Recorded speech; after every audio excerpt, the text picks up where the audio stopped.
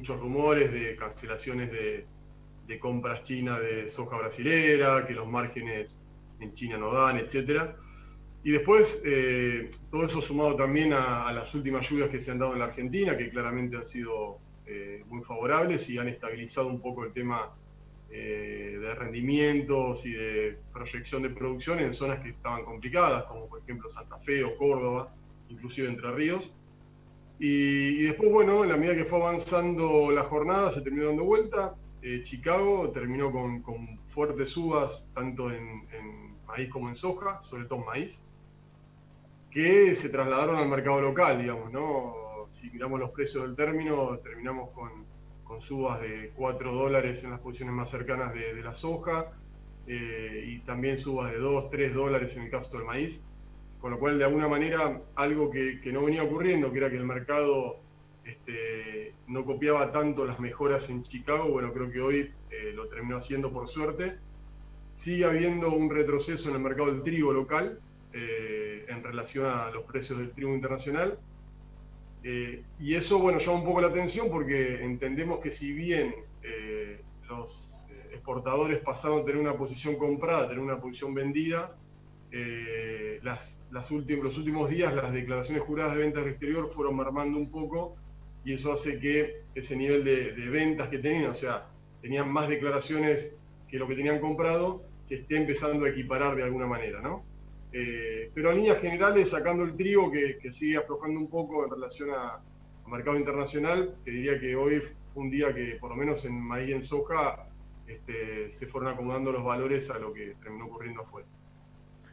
¿Qué está pasando por parte del productor? ¿Qué estrategia está asumiendo, al menos en este momento, de cara a lo que sería la cosecha gruesa? No, yo creo que se fueron, o sea, hubo mucha reticencia al principio que venía vinculado por la cuestión climática. O sea, el productor, por supuesto que está todo el tema del tipo de cambio y esta cuestión de, digamos, de la brecha cambiaria, donde un productor recibe un valor del dólar después de descontar retenciones más muy bajo. Entonces eso generaba cierto freno a la hora de vender, pero para lo que es cosecha nueva, claramente lo que preocupaba mucho era la cuestión climática. Digamos, el hecho que no lloviera frenaba cualquier, digamos, posibilidad de vender, porque no sabes si vas a tener después la producción. Con estas últimas lluvias y los precios que claramente son buenos, entendiendo que el productor cobra un dólar de 50 y algo, ¿no? Por ejemplo en la soja.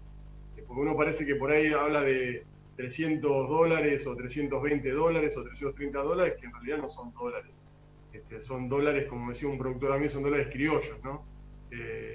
Pero bueno, me parece que sí el productor fue tomando nota de esos valores, en la medida que se fue consolidando la posibilidad de que la cosecha se vaya estabilizando, van tomando posiciones. Nosotros seguimos recomendando firmemente el tema de los puts, y en la medida que se pueda, digamos, en aquellos que quieran vender, posicionarse con calls, tanto local, pero sobre todo en Chicago, por las cuestiones locales más que nada. Nos parece que es una herramienta a tener muy en cuenta. Y obviamente que siempre están las dudas de lo que puede pasar localmente, ¿no? El mercado internacional puede tener altibajos. Es lógico que después de tantas subas, a la primer buena excusa que puede ser el ingreso de la cosecha sudamericana después de estas lluvias, con fondos tan comprados, es normal que el mercado tiende a ajustar un poco. Hay que explicarle a un fondo de inversión que vino ganando mucha plata con todo este rally de precios, que no se la lleve. Entonces, siempre hay ajustes, es normal, pero el mercado sigue mostrando los mismos niveles de ajuste que teníamos el mes pasado o el anterior, ¿no? Los rumores que han habido alrededor del mercado del trigo, siempre miedo a una inminente devaluación, ¿perdieron un poco de fuerza en estos últimos días? ¿Cómo le está mirando el productor el mercado? No, una devaluación en todo caso es favorable para el productor, teniendo en cuenta que él cobra pesos a un tipo de cambio súper devaluado. Si se llega a devaluar el oficial, digamos de alguna manera, eso terminaría generando más pesos para el productor. Que es un poco cuando uno habla uno piensa en un valor del dólar de, no sé, de 150, que puede estar el dólar paralelo o los dólares financieros.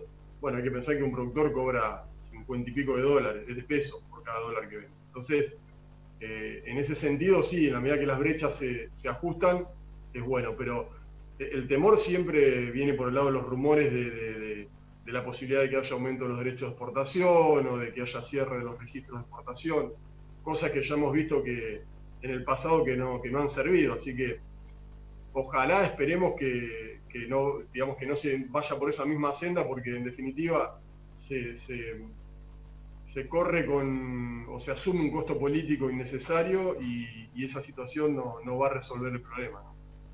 Planteabas la actitud por parte de los fondos, una vez llegados a estos niveles de precios, y pensando en mayo, la etapa posterior a lo que es la cosecha en Sudamérica, ¿cómo ves la situación de precios? ¿Estamos en un techo o dependiendo de lo que decide el productor norteamericano, puede llegar a ser aún más alto? Hay una cosa que es muy importante que los productores y que la gente tenga muy en cuenta. Nosotros estos mercados históricamente han sido mercados de impacto de oferta. Cuando vos vas al 2008 y ves que la soja en Chicago llegó a $600 fue porque fracasó la cosecha en Sudamérica, más allá de que en ese momento teníamos una crisis económica, sobre todo en Estados Unidos, la famosa crisis de las hipotecas, que se llevó puesto a un banco como Lehman Brothers.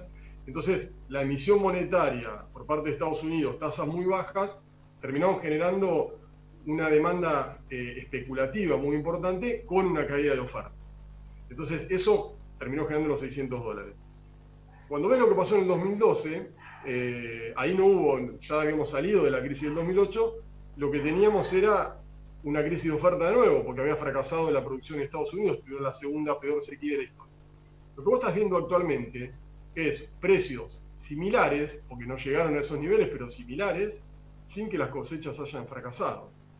Ahora, por supuesto que el mercado, si vos me preguntás a mí, y esto con la foto de hoy, puede tener una estacionalidad, un periodo de estacionalidad, si la cosecha sudamericana termina siendo buena.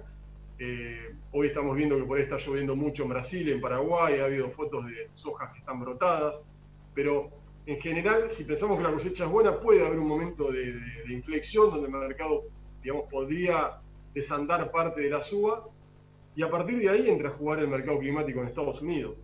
Cosa que no es menor, porque hoy Estados Unidos tiene una situación de sequía, sobre todo recostada hacia el oeste del cinturón, pero que viene ya de varios meses. Los pronósticos que se hacen, por lo menos hasta fines de abril, muestran que esa sequía no se va a disipar, y hay zonas que, como por ejemplo parte de Nebraska o casi todo Kansas, que podría desarrollar una sequía que hoy no tiene. Entonces, yo lo que digo es, hay que ser inteligentes al momento de tomar decisiones de cobertura. Porque si yo vendo porque me gusta el precio, y eso es una buena decisión porque uno cierra margen, tenemos que pensar que si Estados Unidos tiene un traspié productivo, no estoy hablando de un fracaso, ¿no? Tiene un traspié productivo, obviamente que a toda esta, digamos, a este nivel de precios que viene vinculado a una presión de demanda, no una crisis de oferta, si le metes una crisis de oferta, pues la situación puede ser pocas veces vista. Me refiero en términos de precios. Por eso es que hay que ser inteligente, tratar de usar estrategias y herramientas que sean lo más flexible posible, y que si eventualmente a Estados Unidos le llega a pasar algo climáticamente, bueno, vos tener la posibilidad de acompañar esa eventual suba.